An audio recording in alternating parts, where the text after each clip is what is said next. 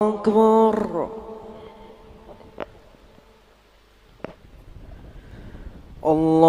الله أكبر. الله أكبر. أشهد أن لا إله إلا الله.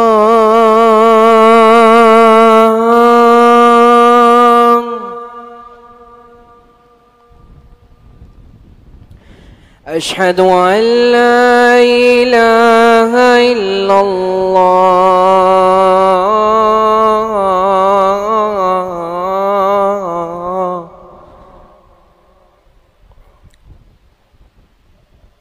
أشهد أن محمد رسول الله.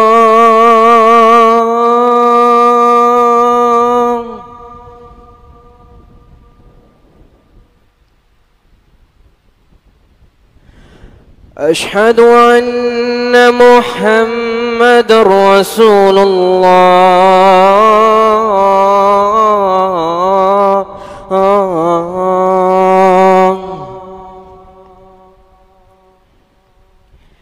حي على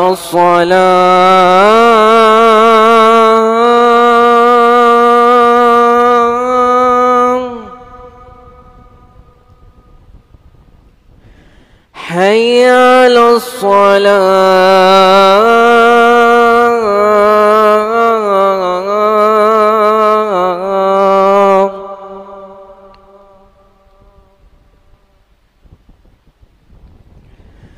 حي على الفلاح.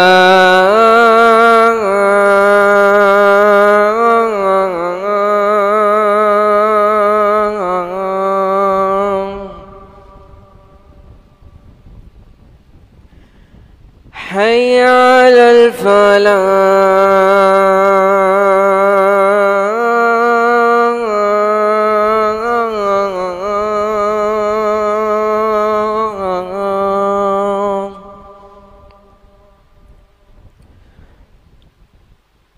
الله أكبر. الله أكبر. لا إله إلا الله.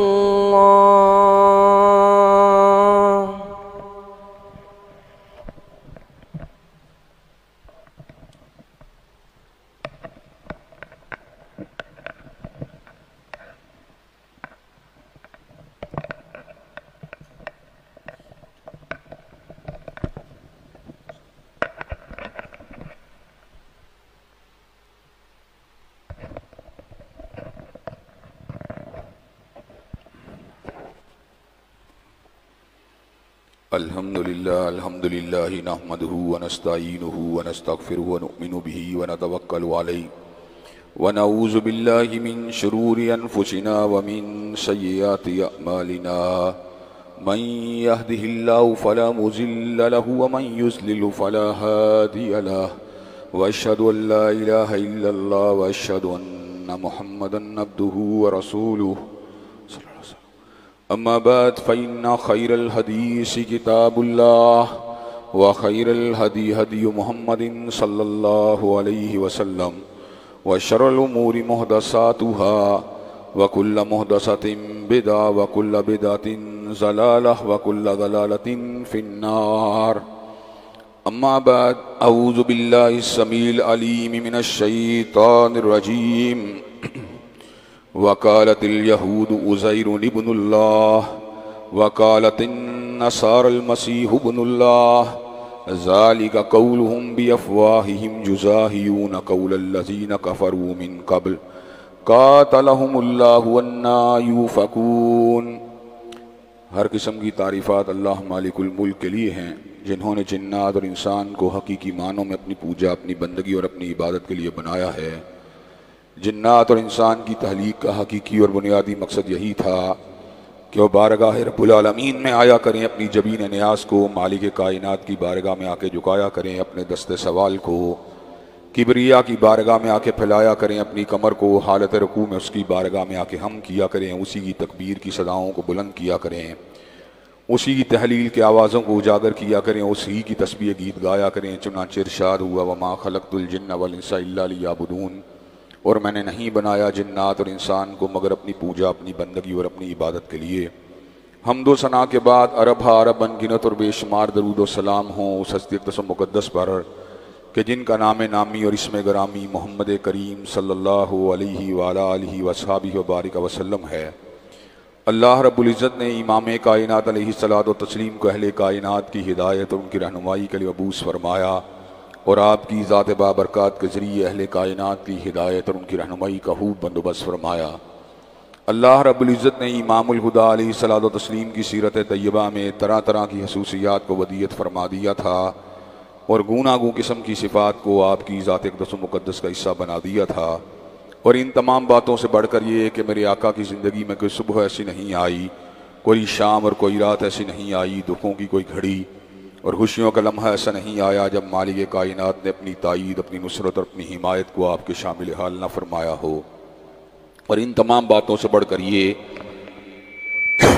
کہ عرش رب نے اپنی آخری کتاب حمید کو سید العرب والعجم، امام المتقین والابرار، حضرت اشرف الانبیاء والمرسلین، حضرت خاتم النبیین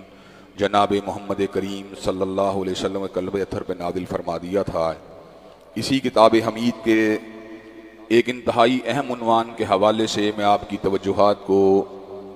قرآن و سنت کی روشنی میں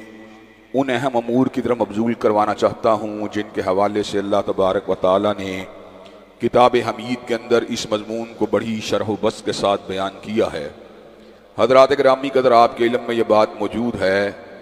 کہ جب بھی قومی یا بین الاقوامی سطح کے اوپر کوئی ایسا مسئلہ کھڑا ہوتا ہے جس میں امت کو رہنمائی کی ضرورت ہوتی ہے، تو اپنے محدود اور ناقص علم کو میں آپ حضرات کے سامنے تجزیے کے ساتھ اور کتاب و سنت کی جو اخذ کردہ معلومات کے ساتھ آپ حضرات کے گوش گزار کرنے کی کوشش کرتا ہوں۔ حضرات گرامی قدر، حالیہ ایام کے اندر ارض فلسطین، مظلوم فلسطینی عوام، القدس، مسجد بیت المقدس کے گرد و نواح میں جس قسم کے ظلم کا، بربریت کا، انتہا پسندی کا، دہشت گردی کا، سفاکیت کا، قتل و غارت گری کا مظاہرہ کیا گیا، یقیناً اس کے اوپر دنیا اسلام کے اندر غم کی، غصے کی، تشویش کی اور اضطراب کی ایک لہر موجود ہے۔ ہر شخص یہ بات چاہتا ہے کہ القدس کے علاقے کو پنجہ یہود سے واگزار کروا لیا جائے۔ ہر شخص یہ بات چاہتا ہے کہ یہود کا وہ ظلم جو فلسطینیوں کے اوپر جاری و ساری ہے، اس ظلم کے راستے میں رکاوٹ کھڑی کرنے کے لیے اپنی استعداد کے مطابق اپنے کردار کو ادا کیا جائے۔ امت کے جذبات اپنی جگہ پر ہیں، لیکن مسلمان حکمران صحیح معنوں میں امت کے جذبات کی ترجمانی کرنے کی پوزیشن میں نہیں ہیں۔ امت کسی اور مقام پہ کھڑی ہے اور ہمارے حکمران کسی اور مقام پہ کھڑے ہیں۔ حضرات گرامی قدر، قومی ریاستوں کے قیام کے بعد امت کے اندر ایک ایسا فتنہ پیدا ہو چکا ہے کہ ہم اپنے قومی مفادات کو امت کے مفادات کے مقابلے میں زیادہ ترجیح دیتے ہیں۔ چنانچہ جب آپ کشمیر کے مسئلے کو دیکھتے ہیں تو امت اس مسئلے کو پاک و ہند کے مسئلے کے تناظر میں دیکھتی ہے۔ جب فلسطین کے مسئلے کے اوپر غور کیا جاتا ہے تو اس کو عربوں کے ایک مسئلے کے طور پہ ڈیل کر دیا جاتا ہے۔ برما کے مسئلے کو بدھ مذہب کے پیروکاروں کے ساتھ کنفرنٹیشن کی حیثیت سے لیا جاتا ہے، حالانکہ برما کے اندر مرنے والا فقط برمی نہیں بلکہ مسلمان ہے۔ کشمیر کے اندر ذبح ہونے والا فقط فلسطینی نہیں بلکہ مسلمان، کشمیری نہیں بلکہ مسلمان ہے۔ اسی طرح عرض فلسطین کے اندر ذبح ہونے والا فلسطینی فقط فلسطینی نہیں بلکہ مسلمان ہے۔ وہ جذبہ اخوت کا جس کا ذکر اللہ تبارک و تعالیٰ نے سورہ حجرات میں فرما دیا تھا، انما المؤمنون اخوہ، کہ بے شک مسلمان آپس میں بھائی بھائی ہیں، مومن آپس کے اندر بھائی بھائی ہیں۔ اور اخوت اس کو کہتے ہیں چبھے کانٹا جو کابل میں تو ہندوستان کا ہر پیر و جواں بے تاب ہو جائے۔ حضرات گرامی قدر، وہ جذبہ اخوت آج امت کے اندر جس حد تک ہونا چاہیے اس کا عشر عشیر بھی نظر نہیں آتا۔ ہم اپنے ملک کے اندر اس بات کو بآسانی دیکھ سکتے ہیں کہ ایک وقت تھا جب افغانستان کے اوپر حملہ کرنے کے لیے ہمارے اڈوں کو طلب کیا گیا تو اس وقت کے حاکم نے امریکہ کے سامنے یہ کہہ کے اپنے اڈوں کو حوالے کر دیا تھا کہ سب سے پہلے پاکستان کو بچانا ضروری ہے، حالانکہ مظلوم افغانی بھی تو مسلمان ہی تھے۔ حضرات گرامی قدر، اس قسم کی بے حسی نے، اس قسم کی بے حمیتی نے، خود غرضی نے آج ہمیں اس سطح کے اوپر کھڑا کر دیا ہے کہ وہ یہود کے جن کی فوج کی کل تعداد 2 لاکھ بھی نہیں ہے، امت کی فوجوں کی کل تعداد جو کہ 50 لاکھ سے بھی زائد ہے، اس کے مقابلے کے اوپر امت کے مقابلے میں دندنا رہے ہیں، امت کو دھمکیاں لگا رہے ہیں، فلسطینیوں کو ان کے گھروں سے نکال رہے ہیں، ہماری ماؤں بہنوں بیٹیوں کے دوپٹوں کو اتار رہے ہیں، ہمارے بچوں کو ذبح کر رہے ہیں، ہمارے نوجوانوں کے سینوں میں سنگینوں کو اتار رہے ہیں، ہمارے بوڑھوں کی داڑھیوں کو لہو کے اندر تربتر کر رہے ہیں۔ حضرات گرامی قدر، نہ شاہ فیصل مرحوم جیسا کوئی قائد اور لیڈر نظر آتا ہے، اور نہ ہی صلاح الدین کا جذبہ، ان کا جاہ و جلال نظر آتا ہے، نہ ہی حضرت فاروق اعظم کا روب اور دبدبہ جو ہے اس کی جھلک آج مسلمان امت میں نظر آتی ہے۔ حضرات گرامی قدر، ایک طرف تو مسلمان امت کی تقسیم کا حال یہ ہے، اور دوسری طرف یورپ جو ہے وہ اوتان کی تقسیم کو اس انداز کے اندر کور کر رہا ہے کہ پورے یورپ نے اپنا ویزا ایک کر لیا ہے، اپنی کرنسی ایک کر لی ہے۔ آپ یورپ کے کسی ایک ملک کا اگر ویزا حاصل کرنے کے بعد پورے یورپ میں داخل ہونا چاہتے ہیں، آپ کو کوئی روک اور ٹوک نہیں ہے۔ شینجن ممالک نے اہل اسلام کو دبانے کے لیے اور اپنے اقتصادیات کا تحفظ کرنے کے لیے اس انداز میں اپنے آپ کو منظم کر لیا ہے کہ رنگوں کی تقسیم، نسل کی تقسیم، زبان کی تقسیم، اس کو پشے پش ڈال کر اپنے دفاع کے لیے اپنی باؤنڈریوں کو اس انداز میں وسیع کر لیا ہے کہ پورا یورپ عملی طور کے اوپر ایک ملک اور ایک قوم کی حیثیت سے منظر عام کے اوپر آ رہا ہے، اور اس کے مد مقابل جن کا پروردگار ایک ہے، جن کا رسول اور رہنما ایک ہے، جن کا قبلہ، جن کا کعبہ ایک ہے، وہ لوگ آج تقسیم در تقسیم، تقسیم در تقسیم کا شکار ہیں۔ ہم پاکستانی قوم کے اوپر بھی اگر غور کر لیں، کہیں برادریوں کی تقسیم ہے، کہیں پارٹیوں کی تقسیم ہے، کہیں شہروں کی تقسیم ہے، کہیں زبانوں کی تقسیم ہے، حالانکہ حضرت علامہ اقبال نے کہا تھا اپنی ملت پہ قیاس اقوام مغرب سے نہ کر، خاص ہے ترکیب میں قوم رسول ہاشمی۔ اپنی ملت پہ قیاس اقوام مغرب سے نہ کر، خاص ہے ترکیب میں قوم رسول ہاشمی۔ ان کی جمعیت کا ہے ملک و نسب پہ انحصار، اور قوت مذہب سے مستحکم ہے جمعیت تیری۔ حضرات گرامی قدر، لیکن آج ہماری جمعیت جو ہے وہ مذہب کے ساتھ مستحکم نظر نہیں آتی۔ ہم تو سن 71 کے اندر اس بڑے صدمے سے دوچار ہو چکے ہیں کہ ہم نے اپنے ایک بازو کو رنگ، نسل اور قوم کی بنیاد کے پر اپنے آپ سے کٹوا کر پرے پھینک دیا، اور اندرا گاندھی جیسی عورت کو یہ بات کہنے کا موقع دیا کہ میں نے نظریہ پاکستان کو خلیج بنگال کے اندر غرق کر دیا ہے۔ حضرات گرامی قدر، امت کا جو سیاسی پسماندگی ہے، امت کا جو حلف شار ہے، اس کا کیا حل ہے؟ اس کا حل حقیقت کے اندر اپنے اصل کی طرف پلٹنا، کتاب و سنت کی طرف مراجعت کرنا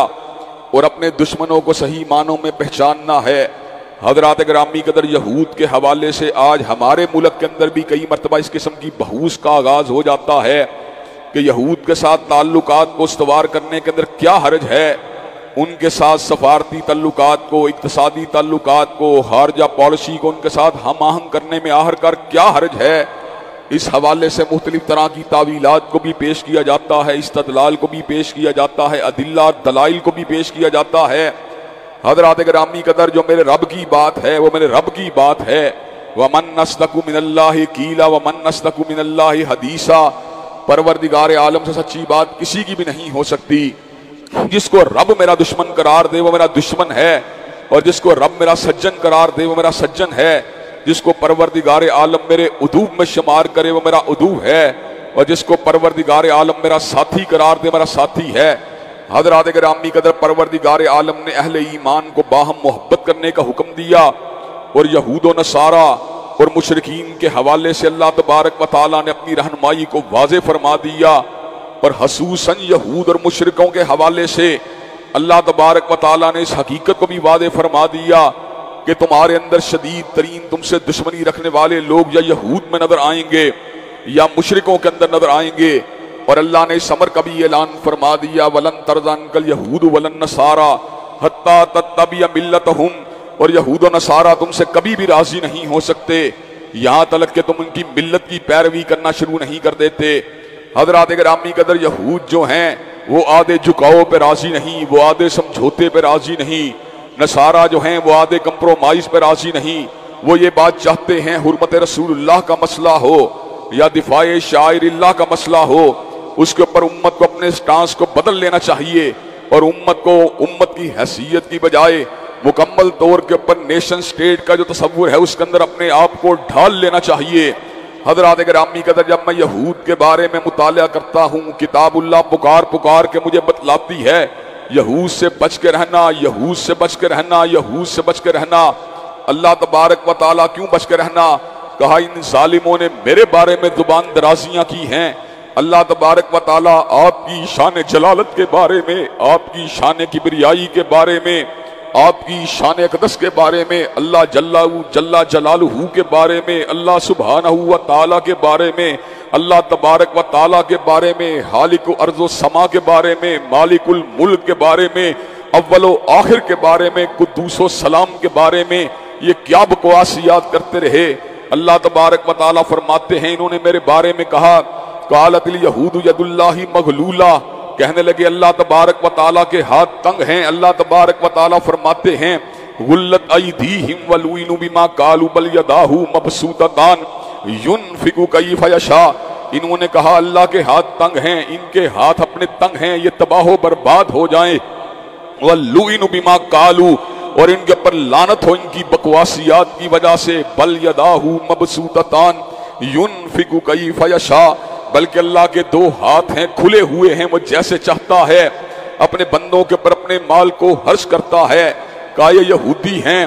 جنہوں نے اللہ تبارک و تعالیٰ کے بارے میں بیٹوں کا تصور پیش کیا اور یہ بات کہی قالت الیہود عزیر ابن اللہ وقالت النصارى المسیح ابن اللہ ذالک قولہم بافواہہم یضاہئون قول الذین کفروا من قبل قاتلہم اللہ انا یؤفکون، اور یہودی کہنے لگے عزیر اللہ کا بیٹا ہے، اور نصرانیوں نے کہا حضرت عیسیٰ علیہ السلام اللہ کے بیٹے ہیں۔ یہ باتیں ہیں جو انہوں نے خود گڑی ہیں، اور اپنے سے پہلے کافروں کی پیروی کرتے ہوئے انہوں نے یہ غلط گفتگو کی ہے۔ قاتلہم اللہ انا یؤفکون، اللہ تبارک و تعالیٰ کی مار ہو ان کے جھوٹ کے سبب جو اللہ تبارک و تعالیٰ کی ذات پہ تہمت ترازی کرتے ہیں۔ حضرات گرامی قدر، فقط حضرت عزیر علیہ السلام کو اللہ تبارک و تعالیٰ کا بیٹا نہیں بتلایا، بلکہ اپنی قومی حیثیت کے اوپر اتنا فخر ہے، اتنا غرور ہے کہ پوری کائنات کے مقابلے کے اوپر فقط اپنے آپ کو چنیدہ، اپنے آپ کو برگزیدہ، اپنے آپ کو اللہ کے بیٹے، اپنے آپ کو اللہ کے محبوب کہنے والا یہ گروہ جو مسلمانوں کو اور اپنے علاوہ جتنی کائنات کے اندر مذاہب آباد ہیں ان کی کس قسم کے بھی اعمال ہوں ان کو نفرت کی نگاہ سے دیکھتے ہیں۔ اہل اسلام کے بارے میں ان کا ذہن اٹل اور واضح ہے کہ ہم جہنمی ہیں، اور اپنے بارے میں ان کا یہ ذہن ہے ہم چاہے عمل کریں نہ کریں، نحن ابناء اللہ واحباؤہ، ہم اللہ کے بیٹے ہیں، اللہ کے محبوب ہیں، اگر ہمیں آگ چھوئے گی بھی تو چند دن کے لیے چھوئے گی۔ اللہ تبارک و تعالیٰ نے ہمارے لیے جنتوں کو تیار کر رکھا ہے۔ حضرات گرامی قدر، یہ اسلام ایک کائنات کا واحد عالمگیر مذہب ہے جو رنگ کو نہیں دیکھتا، جو نسل کو نہیں دیکھتا، جو علاقے کو نہیں دیکھتا، جو حسب کو نہیں دیکھتا، جو نسب کو نہیں دیکھتا، جو کنبے کو نہیں دیکھتا، جو قبیلے کو نہیں دیکھتا، جس نے مدار نجات اگر بتلایا ہے تو ایمان و عمل کو بتلایا ہے۔ حضرات گرامی قدر، حبشہ سے کوئی اٹھے ایمان و عمل میں ترقی کرے وہ بلال حبشی بن جاتا ہے، فارس سے کوئی اٹھے ایمان و عمل کے اندر ترقی کرے وہ سلیمان الفارسی بن جاتا ہے، کوئی حجازی اٹھے ابو بکر و عمر بن جاتا ہے، کوئی انصاری اٹھے سعد ابن عبیدہ اور سعید ابن حزیر الاشہلی بن جاتا ہے۔ حضرات گرامی قدر، حضرت رسول اللہ صلی اللہ علیہ وسلم کی دین کی خدمت کرنے والا بخارا سے اٹھے تو امام بخاری بن جاتا ہے، نیشا پور سے اٹھے تو امام مسلم بن جاتا ہے۔ حضرات گرامی قدر، اندلس سے اٹھے تو ابن حزم الاندلسی بن جاتا ہے۔ حضرات گرامی قدر، ساؤتھ افریقہ سے اٹھے تو احمد دیدات بن جاتا ہے، سیال کوٹ سے اٹھے تو علامہ ظہیر بن جاتا ہے، ہند سے اٹھے ذاکر نائک بن جاتا ہے۔ حضرات گرامی قدر، ایمان و عمل کے دروازے ہر شخص کے لیے کھلے رسولیں ہیں۔ یہود نے تعصب کی بات کی ہے، عداوت کی بات کی ہے، اناد کی بات کی ہے، قوم پرستی کی بات کی ہے، نسل پرستی کی بات کی ہے، اور فلاح کا مدار جو ہے وہ ایمان و عمل کو قرار دینے کی بجائے نسل کو قرار دیا، قبیلے کو قرار دیا، اور اپنے علاوہ ہر قبیلے کے ساتھ عداوت کا اظہار کیا، دشمنی کا اظہار کیا۔ حضرات گرامی قدر، حضرت رسول اللہ صلی اللہ علیہ وسلم اللہ تبارک و تعالیٰ کے آخری رسول ہیں۔ ان سے قبل جتنے بھی رسول اللہ کائنات میں آتے رہے، اللہ تبارک و تعالیٰ کی حکمت کے تحت آل اسحاق میں آتے رہے۔ یہود کا یہ گمان تھا کہ نبی آخر الزمان جو ہیں وہ بھی آل اسحاق میں سے آئیں گے۔ حضرات گرامی قدر، اللہ تبارک و تعالیٰ نے آل اسماعیل کے اوپر اپنے فضل عظیم کو کرنے کا ارادہ فرما لیا۔ سیدہ ہاجرہ کی آہوں سسکیوں نے اور حضرت ابراہیم اور حضرت اسماعیل کی شبانہ روز کاوشوں نے کائنات کے اندر ایک نیا رنگ اور ایک نیا جلوہ دکھلانے کے حوالے سے اللہ تبارک و تعالیٰ کی مشیت کو آواز دی۔ اس کی حکمت بالغہ نے اس امر کا فیصلہ فرما لیا کہ آخری رسول آل اسحاق میں سے نہیں آئے گا، بلکہ وادی غیر ذی زرع کے اندر اپنے بیٹے کے ہمراہ آباد ہونے والی ہاجرہ کے فرزندوں میں سے اللہ تبارک و تعالیٰ نے سیدنا محمد رسول اللہ صلی اللہ علیہ وسلم کے سر کے اوپر تاج امامت کو رکھ دیا، تاج نبوت کو رکھ دیا۔ حضرات گرامی قدر، تاج نبوت کو رکھنے کے بعد بجائے اس کے کہ یہ لوگ حضرت رسول اللہ کی نشانیوں کو دیکھ کر، آپ کے انداز و اطوار کو دیکھ کر، آپ کے جاہ و جلال کو دیکھ کر، آپ کے حسن و جمال کو دیکھ کر، آپ کی صورت و سیرت کو دیکھ کر آپ کی ذات اقدس کے اوپر ایمان لے آتے، یہ حضرت جبریل امین کے ساتھ دشمنی کے اوپر آمادہ و تیار ہو گئے اور کہنے لگے جبریل نے پیغام الہی کو لانے کے حوالے سے خیانت کی ہے۔ پیغام تو آل اسحاق کے کسی فرزند پہ آنا تھا، لیکن جبریل جو ہے وہ پیغام کو حضرت رسول اللہ کے قلب اطہر کے اوپر لے کے آیا ہے۔ پروردگار عالم نے یہود کے اس فعل شنی اور اس قول شنی کی مذمت کرتے ہوئے اس امر کا اعلان فرما دیا، کل من کان عدوا لجبریل فإنہ نزلہ علی قلبک بإذن اللہ مصدقا لما بین یدیہ وہدی وبشریٰ للمؤمنین۔ ہر سینہ نشے من نہیں جبریل امین کا، اللہ عالم حیث یجعل رسالتہ، اللہ کو پتا ہوتا ہے اللہ نے اپنا رسول کس کو بنانا ہے۔ اللہ نے یتیم مکہ کے سر کے اوپر تاج نبوت اور رسالت کو رکھنے کا ارادہ فرما دیا، فإنہ نزلہ علی قلبک بإذن اللہ مصدقا لما بین یدیہ وہدی وبشریٰ للمؤمنین۔ جبریل امین اپنی مرضی سے کسی کے سینے کے اوپر وحی کو لے کے نہیں آتا، بلکہ جبریل اگر وحی کو لے کے آیا ہے تو پروردگار عالم کے حکم سے لے کے آیا۔ اور اس امر کا بھی اعلان فرما دیا، من کان عدوا للہ وملائکتہ ورسلہ وجبریل ومیکال فإن اللہ عدو للکافرین۔ اور جبریل سے عداوت کا اظہار کرنے والوں، میکائیل سے عداوت کا اظہار کرنے والوں، فرشتوں کے بارے میں ہرزہ سرائیاں کرنے والوں، اللہ تبارک و تعالیٰ تمہارا دشمن ہے۔ اللہ تبارک و تعالیٰ ہر اس شخص کا دشمن ہے جو اللہ تبارک و تعالیٰ کے کلام کو نہیں مانتا، اس کے احکامات کو نہیں مانتا، اس کے فیصلوں کو نہیں مانتا، اس کے ڈسیژن کو نہیں مانتا، قضاء و قدر کو نہیں مانتا، مشیت الہی کو نہیں مانتا، حکم الہی کو نہیں مانتا، احکام الہی کو نہیں مانتا۔ اللہ تبارک و تعالیٰ نے ان کے لیے جو تھا لعنتوں کو اور ان کے لیے اپنی عداوت کو اور دشمنی کو کائنات کے لوگوں کے سامنے واضح فرما دیا، اور اس بات کو بھی لوگوں کے سامنے رکھ دیا کہ یہود آج حضرت رسول اللہ صلی اللہ علیہ وسلم کی عداوت کے اندر ہر قسم کی حدوں کو عبور کر رہے ہیں۔ کبھی کہیں سے اٹھتا ہے کوئی یہود کا بیٹا، کہیں سے اٹھتا ہے کوئی یہود کا جو ہے ان کے کوئی قوم کا کوئی ہرزہ سرائی کرنے والا، حضرت رسول اللہ کی شان اقدس کے اندر گستاخیاں کرنے والے یہ یہودی جو تھے، اللہ تبارک و تعالیٰ کے نبی مہرباں حضرت رسول اللہ کے حکم کے اوپر ان کے خلاف کارروائیاں کی گئیں۔ حضرات گرامی قدر کعب ابن اشرف کو اس کی ہرزہ سرائی کی وجہ سے محمد ابن مسلمہ نے اس کو ٹکڑے کے اندر تقسیم کر دیا، اور حضرات گرامی قدر ابو رافع یہودی وہ حضرت رسول اللہ کی شان اقدس کے اندر بکواسیات کیا کرتا تھا۔ حضرت رسول اللہ صلی اللہ علیہ وسلم نے عبداللہ ابن عتیق کو ایک دستے کے ساتھ اس کے احتساب کے لیے روانہ کیا۔ حضرت عبداللہ ابن عتیق نے اس کے گلے کے اندر داخل ہونے کے بعد اندھیرے کے اندر اس کے پر وار کیا وار کامیاب کرنے کے بعد حضرت عبداللہ ابن عتیق واپس پلٹے، اندازے کی غلطی کی وجہ سے سیڑھیوں کو پھلانگتے ہوئے زمین کے اوپر گرے۔ حضرات گرامی قدر پنڈلی مبارک جو تھی اس کی ہڈی ٹوٹ گئی۔ بارگاہ رسالت مآب میں حاضر ہوئے، حضرت رسول اللہ نے عبداللہ ابن عتیق کی پنڈلی مبارک کے اوپر اپنے دست اقدس کو رکھا، ہڈی جڑ گئی اور یوں محسوس ہوا کبھی ہڈی کے اندر کوئی ہم آیا ہی نہیں تھا۔ حضرات گرامی قدر وہ یہود جنہوں نے حضرت رسول اللہ کی شان اقدس کے اندر گستاخیاں ہی نہیں کی بلکہ حضور اقدس علیہ السلام کی ذات اقدس کو جادو کا نشانہ بنایا، جادو کے وار بھی حضرت رسول اقدس کی ذات اقدس کے اوپر کرنے کی ناپاک جسارت کی۔ یہ الگ بات ہے کہ پروردگار عالم کی حفاظت خاص کی وجہ سے نبی مہربان اللہ تبارک و تعالی یہود کے اس وار سے بھی محفوظ رہے۔ حضرات گرامی قدر پروردگار عالم نے اپنے نبی کی نصرت کے لیے آسمان سے سورہ فلق کا نزول فرما دیا،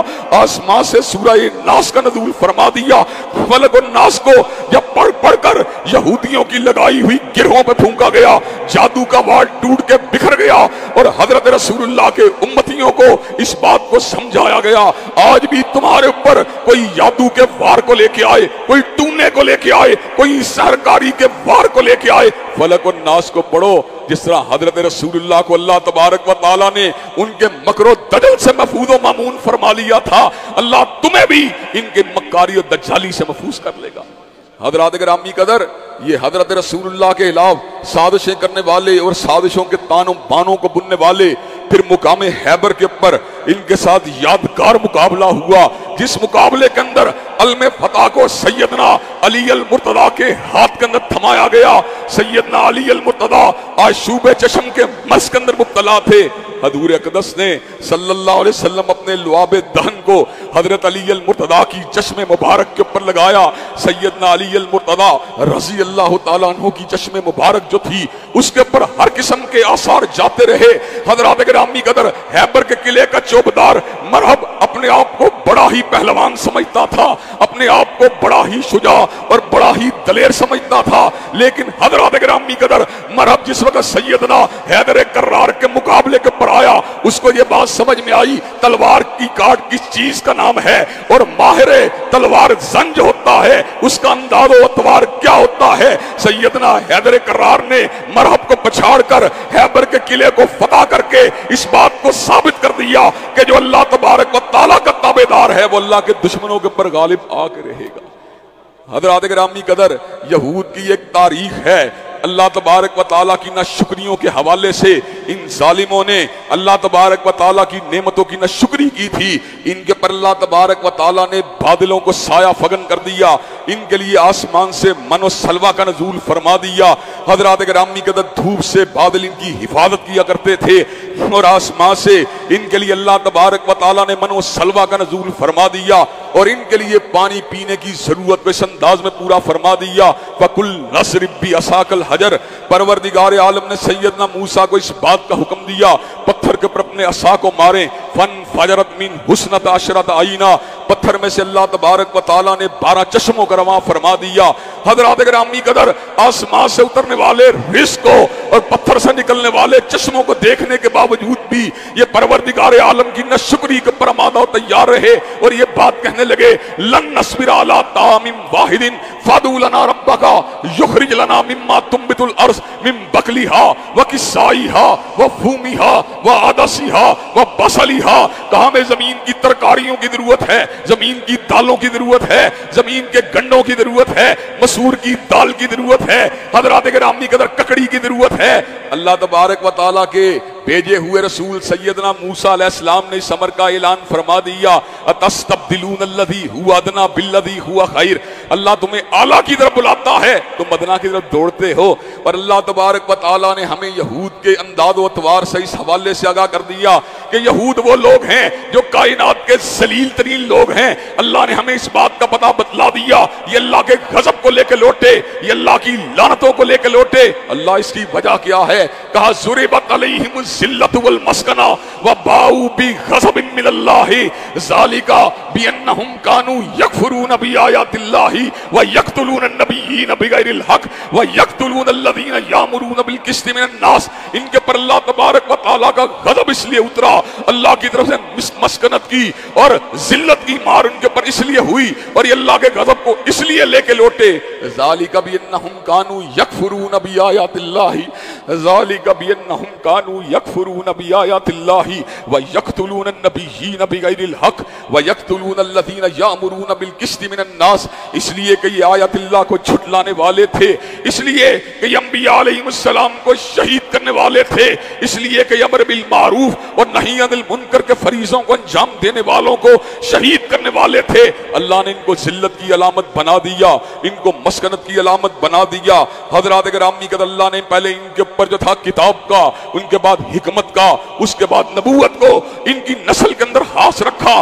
لیکن یہ اپنی نافرمانیوں سے باز نہیں آئے. اللہ نے قیامت کے دیواروں تک کے لیے ان کو نشان عبرت بنا دیا. حضرات گرامی قدر، ابھی وہ وقت قریب ہے جس وقت غرقت کے درخت کے علاوہ کائنات کا ہر درخت جو ہے مسلمان کو پکار کے یہ بات کہے گا، میرے پیچھے یہودی ہے، اس کو پکڑو، اس کو مارو. حضرات گرامی قدر، اگر یہود کے خلاف آج مسلمان امت حقیقت کے اندر متحد ہو جائے تو رب کعبہ کی قسم ہے القدس کا علاقہ پنجہ یہود کے اندر سے نکالا جا سکتا ہے اور یہود کو نشان عبرت بنایا جا سکتا ہے. لیکن اس کے لیے کس چیز کی ضرورت ہے؟ اس کے لیے قوم پرستی کی ضرورت نہیں، اس کے لیے نسل پرستی کی ضرورت نہیں، اس کے لیے ضرورت ہے حقیقی معنوں میں مدینہ کی ریاست کو کائنات کے اندر جو ہے اس کو منظر عام کے اوپر لانے کی ضرورت ہے. ایک مدینہ کی ریاست وہ ہے کہ جہاں پر حکمران جماعت کی ممبر پارلیمان یہود کے حق میں دلائل دیتی ہے، اور ایک مدینہ کی ریاست وہ ہے جہاں سے مسلمانوں کے امیر المومنین حضرت فاروق اعظم نے یہودیوں کو بے دخل کر دیا. اور حضرات گرامی قدر، جو یہودیوں نے گریٹر اسرائیل کا نقشہ تیار کیا ہے اس کی حد بندیوں کے اندر خیبر تک کا علاقہ شامل ہے. حضرات گرامی قدر، یہود ابھی حضرت رسول اللہ کی تلوار کو نہیں بھولے، یہود ابھی تک حضرت علی المرتضیٰ کی شجاعت کو نہیں بھولے، یہود ابھی تک